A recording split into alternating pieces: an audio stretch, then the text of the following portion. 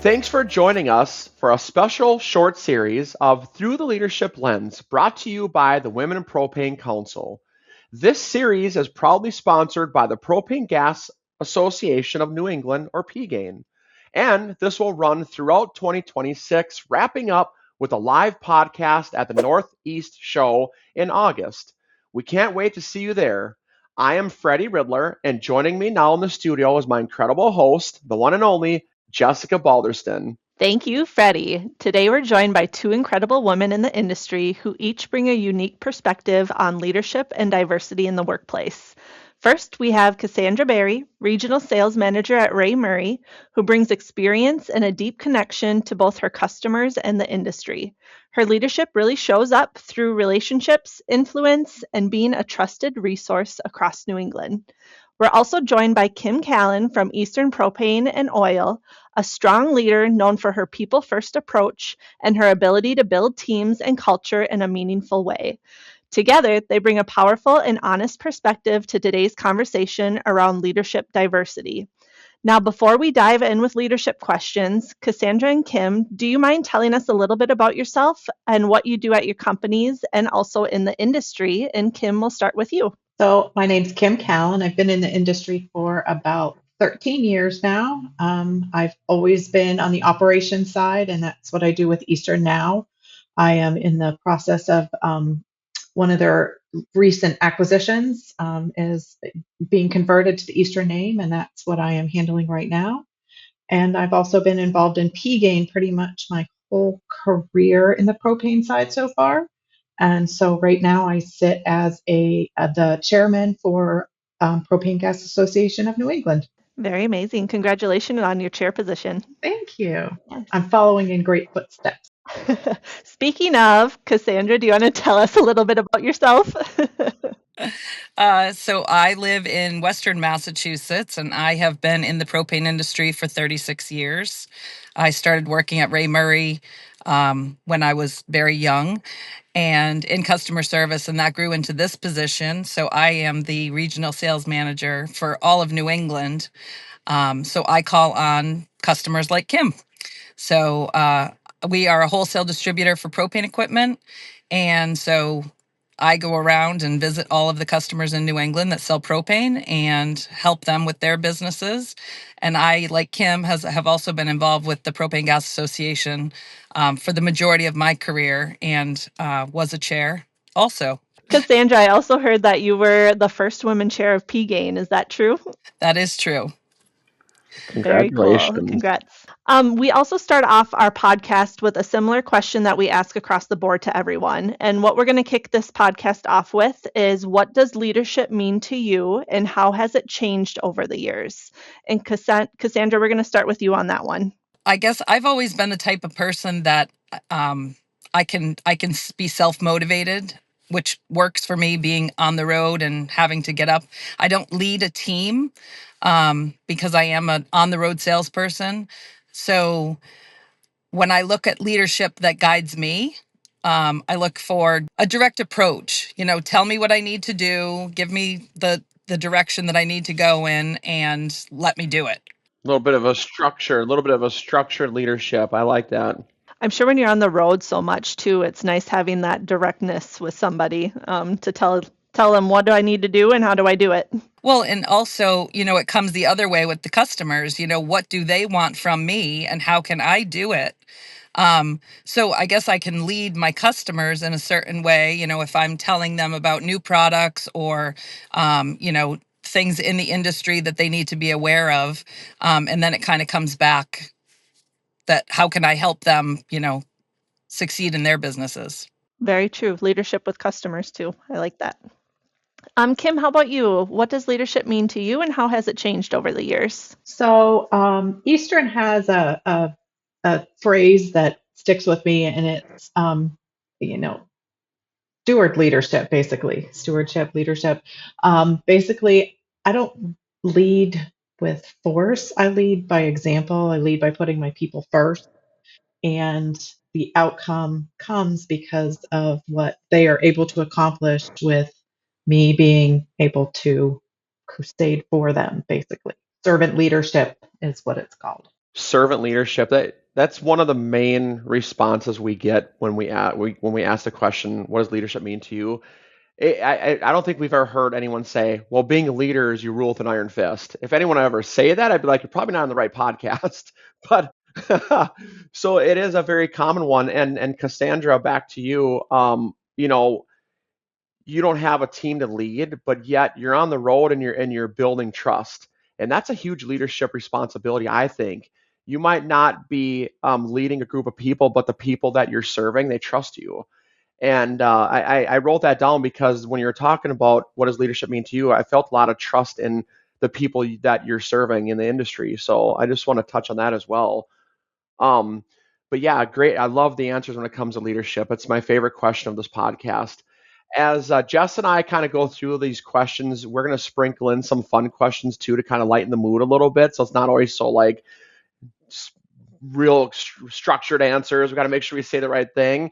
So I'm going to start off with just a fun, quick question, and I'll start with you, Cassandra. If you had to describe your leadership style in 3 words, what would they be? If you could describe your leadership style in 3 words, what would they be? And then I'll go to you, Kim, next. Honesty, having the right information, and being not direct in a iron fist way, but just being direct, like clear about what you're looking for. Hyphenated whole picture, because you said 3 words, so whole picture. We're going to call that one word. Integrity and loyalty. Love it. And I would say great, great, and great answers. So we'll start with you, Kim. So I'm going to go back to my podcast questions about leadership again. Who is someone that helped shape you into that leadership role? Even if they didn't know they were shaping you into the leadership role, or maybe that was their job was to shape you in the leadership role. Who would you like to call out on this podcast that kind of helped you get there? And Cassandra, will go with you after this question. So I actually have two people that I think of when I think of how I learned to lead, and one of them was actually my grandmother. My grandmother, although she wasn't alive in my adult life, but I looked up to the way she, as a woman, pioneered. My grandmother was one of the first high school principals in the state of New York. She also helped support my grandfather when he played minor league baseball. So it was not something of the time that usually happened back in, the days when they were first married. So I've always thought of my grandmother kind of as a crusader and somebody I looked up to leadership. And then my other leader is Ken Taylor. Ken Taylor has been in the industry for a very long time, and I managed for quite a few years, well before I came to know Ken Taylor. But truly, the way that he handles himself is something that I think helped swing some of my leadership style to a little bit of a different approach. I love that. That's great. I love family that can help shape who you are because without family, we wouldn't really be who we are. So I love when people call out mentors like that. Good for Grandma being the first principal to New York. That is amazing. Thank you for sharing that. Cassandra, same question for you. Who's been that mentor in your life that helped kind of shape you as a leader that you are today? So I had worked in a restaurant my entire high school years. My mom was the manager at the restaurant, and the owners really were they were they were young at back when I was in high school, and I looked up to them because they grew their own really nice restaurant and kind of groomed me and taught me a lot of things. And I think that in any position that you have going forward, if you have not served the public food or beverages, you can truly never be a real customer service person. And you learn so much. And she had just kind of given me so much guidance, the woman who had owned the restaurant, and made me understand the world a little bit different than I thought it was going to be. And coincidentally, I met the Murray family at that restaurant. They were customers of mine. And so when it was time for me to get, a real job, uh, there was an advertisement for Ray Murray, and I started there in customer service. And that was because of the relationship that I had gotten with the family before that. So it was, it's a kind of a nice story. And then moving forward, there's probably far too many, but people at Ray Murray over the years, both Jim and Ray, the brothers that had owned Ray Murray before Mike Hopsiker, they trusted me with various projects and just kept giving me stuff and encouraging me and set me out on the road as their first female salesperson. And that was, in 2001. So, and then my team now. So they just keep pushing me. That is amazing. I like to hear, I always hear the restaurant business is such a cutthroat industry. So hearing that like a lifelong restaurant owner, that they had good leadership skills and that they built their business and really cared about their employees. I also love hearing the ties to the Murray family. And it's all about who you know and when you know them that kind of plays into the rest of your life. Okay, Kim and Cassandra, we're going to do a fun question. And I feel like this is very fitting because we just talked about the restaurant. If your leadership style was a food, what would it be and why? Kim, we're going to put you on the spot first. If my leadership style was a food, I'm going to go with pizza spaghetti. And people laugh when I say that that's what we're having for dinner. But when my kids were little, it was the way to jazz up pizza or to jazz up spaghetti was to put some pepperoni in the sauce. So I just think there's lots of elements to pizza spaghetti. You have noodles, you top it with some sauce with sausage and pepperoni in it, and then cheese. So I just think it's lots of layers. I like it. And there's a little surprise in there too for you. Very cute.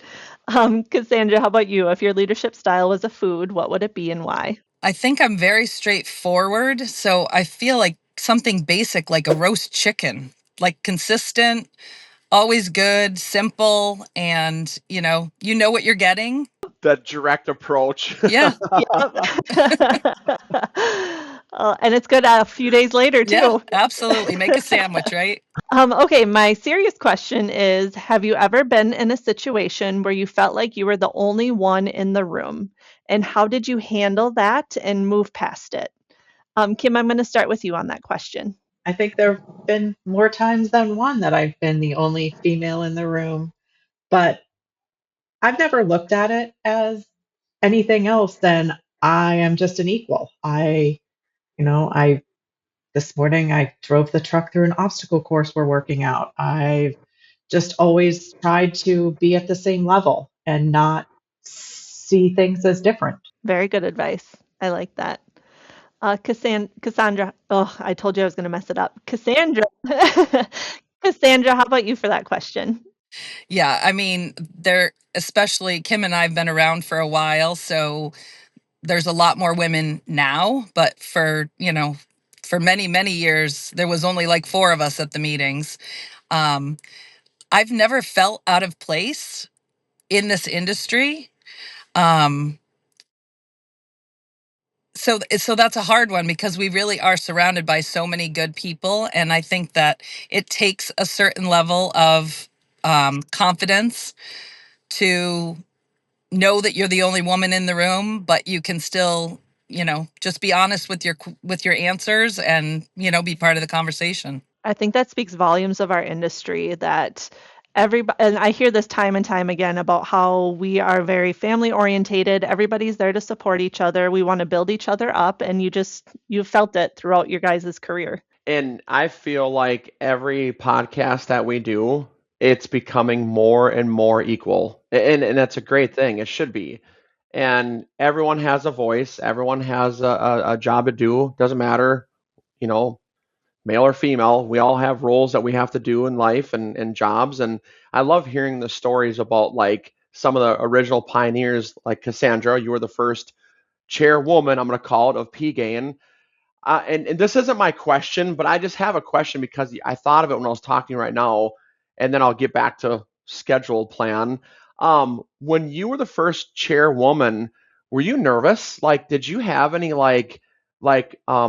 imposter syndrome, or like, is this going to work out? What are people going to say about this? And then Kim, I'm just going to ask the same question right now. Did you have any of it? Followed up by Cassandra and Judy, you're right, the other pioneers of the females chairwomen for PGANE.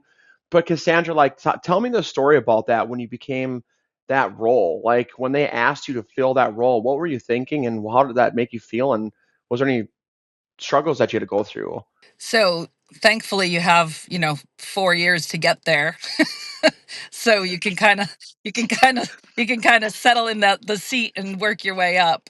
Um, I For people that know me, they know that I'm can be strong and stubborn, and I'm you know pretty outgoing, but I'm also very emotional. So the hardest thing for me was to get up in front of a room and speak to all of my peers. And that was very difficult. But going back to originally you saying that I was the first chairwoman, that was a question that came up, that what did you want to be called? And I said, I want to be called what everybody was called before me. And that was the chairman of the board. And so there was no, it was a big deal, and it was wonderful to serve that role. And I'm so glad that we have so many that are coming up through now. But I was just like everybody else. I think probably one of the harder things was being on the distribution side and not a marketer like Kim is.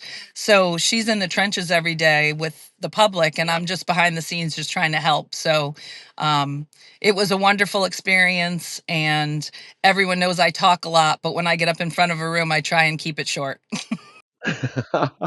I love it. Thank you for sharing that story with us. And Kim, not the same question, but kind of the same lines of becoming almost chairman, we'll say, since you corrected me. Thank you very much. But chairman, so how about yourself? Like you're looking at Cassandra, then you're looking at Judy, and then they're like, okay, you're in that next 4 year kind of plan. Did it feel like they already paved the path for you, and all you just had to do is kind of just sit in that seat and bring value to the table? I honestly don't think anybody just sits in the seat as chairman of the board, but I do feel like Cassandra and Judy Taranovich, who were the female predecessor before me on the board, did an amazing job. And I honestly struggled with, am I going to be able to live up to what expectation had been set because of how great of a job Cassandra and Judy had done? Um, it takes some time to wrap your head around that sitting at the furthest chair working your way up, but they definitely led and paved a path that has been tough to follow, I feel like. Thank you, Kim. I really didn't have the struggles that you and Judy had with all of this outside forces trying to stop our industry. So I had it much easier than you guys have, and you've both done wonderful jobs. Congratulations on both of you. And I'm going to do a quick plug. If anyone would like to see a podcast with Judy Taranovich, you can go to womenpropane.org. And we did a podcast with Judy, a PGANE special. And also, we did a podcast with Ray Murray, since you said his name as well, Cassandra. If you're watching this, viewing it, check out those other podcasts. Ray and Judy, awesome guests on our podcast. So, since I went in reverse order, I'm going to ask my fun question, and then I'm going to kick it over to Jess to ask her a question. So my fun, quirky question is this: what's one small habit or quirk you have as a leader that your team notices right away? I am not a morning person, and I think they and being new to Eastern, I think my team learned that a little quickly. Um, I start my days early here. I'm usually here before everyone else, but it usually takes at least that second cup of coffee before I'm really in gear. So some of them know that, hey, if I asked her first thing in the morning, I better make sure I follow up. So they pick up I am not a morning person. Cassandra, you? What's some Oh, that's a quirky hard thing? one, because I'm just in my car by myself half the time. Well, I mean, I guess if they see you driving by, or if they see you in the parking lot on your phone talking in a podcast, they're just like, yep, that's a normal day for Cassandra.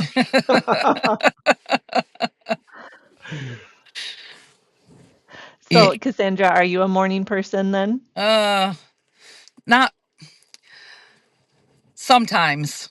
I'm half and half. I'm glad to, like, if I get up early and get out there, then I'm good. I'm glad I did it, but I do like to I do like to lounge. I'm more of a night owl, and that's what most of my customers know, that I'm the one that will be still up late at night if we're at a convention or at a meeting. That everyone knows that about me, and I'm also the person who throws a really good dinner party. Okay, my question is, what's been harder than you expected about being in a leadership role? Something that you didn't anticipate as you guys have worked your way up and started being more involved and more in those leadership roles. What's something that has been harder for you than you thought would be? And Cassandra, I'll start with you on that question. Probably for me, I think that I have realized that I am a procrastinator when it comes to paperwork. Not so much follow up with customers, but the follow up as far as, getting things written down and, put in files kind of a thing. So it's a lot more, it's easy to get in the car and go visit Kim and see what's going on over at Eastern, and then get in the car and make sure that I remember what I was doing with her. So I have tried to be better at that. That's very awesome. Does your brain kind of go like, okay, what's my next thing I have to do? So you Yes. just want to keep doing Yep. that stuff? I completely understand. Yeah. Yep. Kim, how about same question for you? I honestly think my biggest struggle is separating the workday from outside, putting an end to work. Um, maybe a workaholic a little bit, but that's my biggest struggle is separating personal life and professional life. I think a lot of people listening to this podcast can probably relate to that very extensively. Have you had any tips or anything that has worked for you over the years on kind of keeping those separated and not being that workaholic, because you have to have that work-life balance, we all know. I think I am still learning and would take any advice from anyone out there. Yeah, I think what's hard for me is that, if I get a phone call on the weekend from a customer, it's only because they really, really need something. So, um, I agree with Kim that it is hard to separate things, but sometimes it's easier to do it now instead of wait. So it's like a catch 22. I had a boss once tell me when I first started in the industry that we are not doctors. This is not life or death in most situations. So you are doing just fine and get what you can done. And one more thing, real quick, with Kim. I agree with your statement on if anyone has help on work and light, work and professional and home life and the balance of it. I think that's so important. And if anyone's watching this, and if you're like, I'm in the same situation, I know there's help out there, and go get some, because that does become a big struggle in your career of when do I shut things off at work and go home and give my family the family time, not my work family time. So I like your honesty with that, saying I don't know, and if anyone has any help, let me know. Let me know too. Yeah, good point, Freddie. Also realizing like when you do need that help and you're not reaching your own breaking point, because that just doesn't help anybody else. So kind of pushing your own limits and realizing that can be hard for a lot of us. Okay, fun question. If you could swap jobs with anyone in the whole wide world for a day, either inside or outside of our industry, who would it be and why? Maybe Manolo Blahnik. I love shoes. Oh, I nice. like that. How many shoes do you own? Too many. Yeah, a lot. A lot. That would be an interesting job for It sure for a would. I day. could if I could design shoes for a day, that would be Yeah. fantastic. I bet they have shoe testers somewhere out there too. You could try Maybe. that for a couple hours. Kim, how about you? So I don't have a particular name, but I would love to swap positions and be a chef for a day. Oh yeah. I love Yes. to cook, but I would love to have a big, huge kitchen to do it in. You could switch with Chef Ramsay, but I think he has the most stress out of anyone I've ever seen, unless that's just what he does on TV to make him get more attention. But man, I don't know how his blood pressure is not medicated every day. This a little bit harder question, so I apologize if you need a little extra time. But what's one thing leaders can start doing tomorrow to make people feel truly heard? And Jess and I write all these questions down ahead of time, and as we talk throughout the podcast, they all kind of start to make sense, and we start to pick the ones we want to ask. And like I said, I had a really hard time, but I would love to hear this one. What's one thing leaders can start doing tomorrow to make people feel truly heard? And I'll start with you, Cassandra, if you don't mind. Understanding the position that the person's in, that you're leading.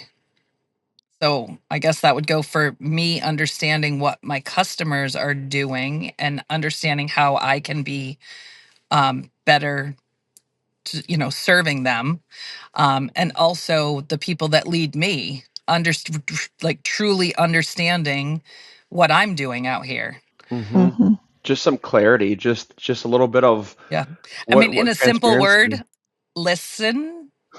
Yeah. Communicate. Communicate, yeah.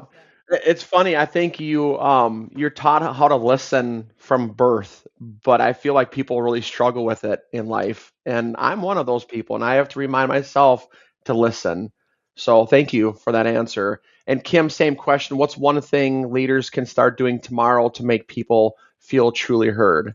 I feel like technology is just so inundated into everything that if we for 5 minutes would ignore the cell phone going off or looking at what's going on the computer and truly focus on an individual and kind of playing off what Cassandra said and just hear them, get rid of the distractions and truly listen. It's hard to do, um, but I feel like that would be a step in a better direction. Get rid of some of the technology that just is distracting. Yeah, I don't think you get the emotion side of people when you're using technology. You really don't. You need to have a conversation. Put down instead of like texting them, call them so they can hear your voice. Or like Cassandra said, I'm just going to get up and drive over to Kim and say, "Hey, how are things going?"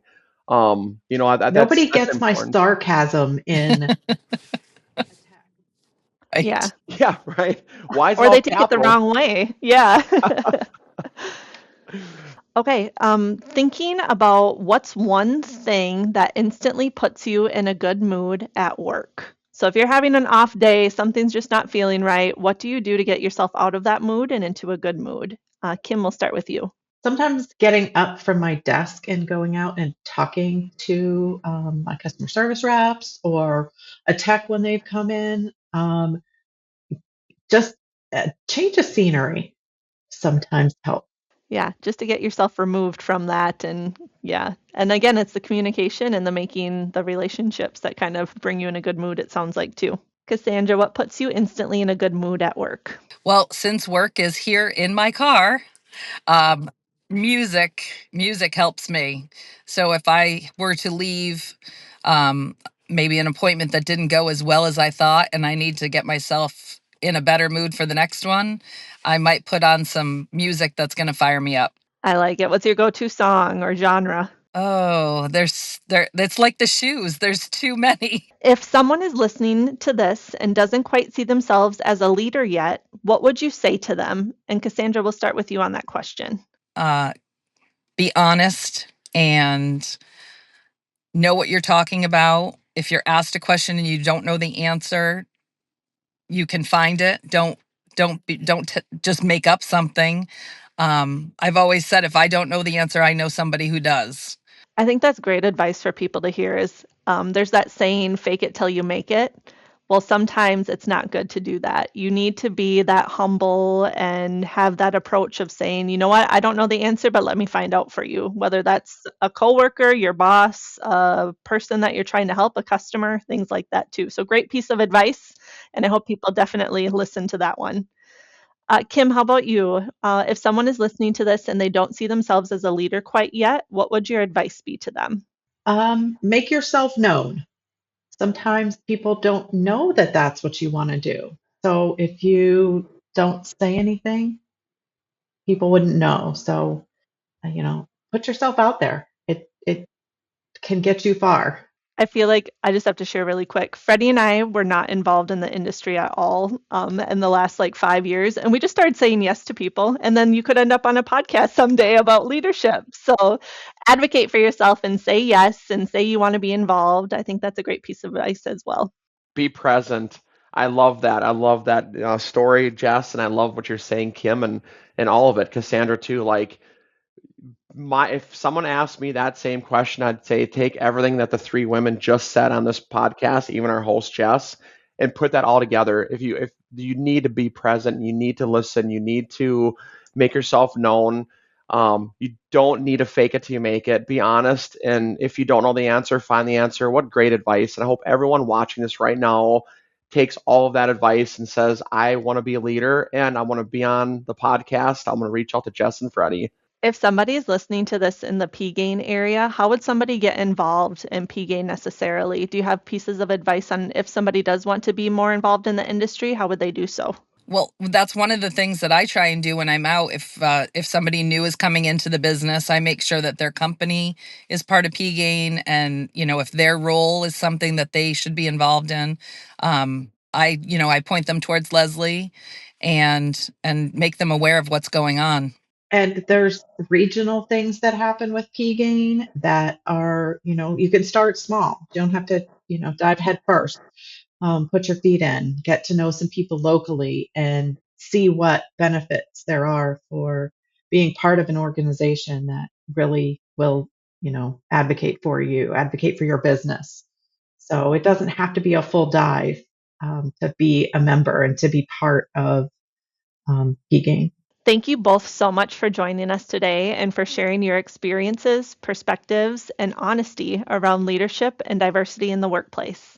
It's conversations like this that really help them move the needle and give others something to reflect on and grow from. We truly appreciate your time and the insights you both brought into our discussions. It's been such a great conversation. And to everyone listening, we hope that you're walking away with something valuable that you can take with you into your own leadership journey. And that's a wrap on this episode of Through the Leadership Lens, a podcast proudly presented by the Women in Propane Council. If you enjoyed today's conversation, don't forget to subscribe, download, and share it with a friend or colleague. And if you want to learn more about Women in Propane, connect with us on Facebook, follow us on Instagram, or visit us online at www.womeninpropane.org. I'm Freddie Ridler. And I'm Jessica Balderston. Thanks for listening. And keep leading with purpose and vision.